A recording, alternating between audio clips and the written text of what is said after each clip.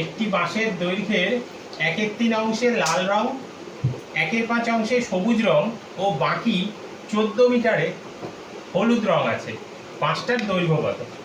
আমরা কি করব? সমাধান।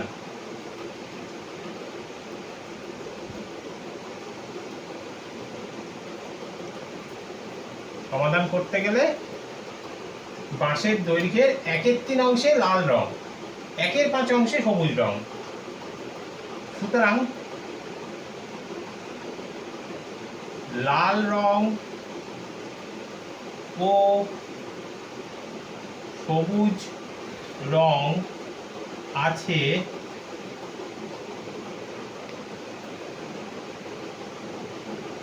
1/3 যোগ 1/5 তো অংশ সমান 3 আর 5-এর লসাগু করলে 3 আর 5-এর লসাগু করলে 3 5। সুতরাং লসাগু সমান 3 গুণ 5 সমান 15। তাহলে 15, 3 দিয়ে গেলে 5 প্লাস 5 দিয়ে গেলে 3, 3 3 এত অংশ সমান 8/15 অংশ। বলা আছে বাকি 14 মিটার হলুদ রং আছে। আমরা জানি সম্পূর্ণ বাঁশের দৈর্ঘ্য সমান 1 অংশ।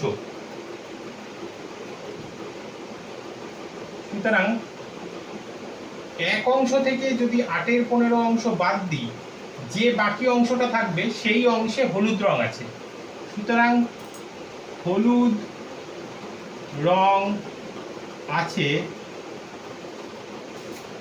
1 বিয়োগ 8/15। 15 বিয়োগ 8 সমান 7/15 অংশ। এই 7/15 অংশ যেটাই হলুদ রং আছে সেটার দৈর্ঘ্যই হচ্ছে 14 মিটার। প্রশ্নানুসারে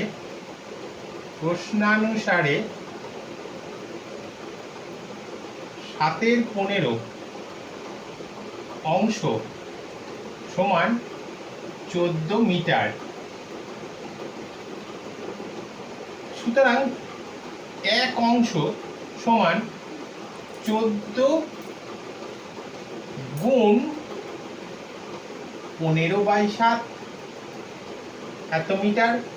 7 কাটা গেলে 14কে 2, 30 মিটার।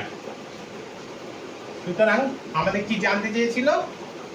সুতরাং না, একেবারে উত্তরই লিখে দিচ্ছি। সম্পূর্ণ বাঁশটির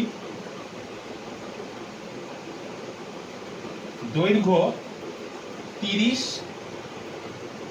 মিটার। ওকে।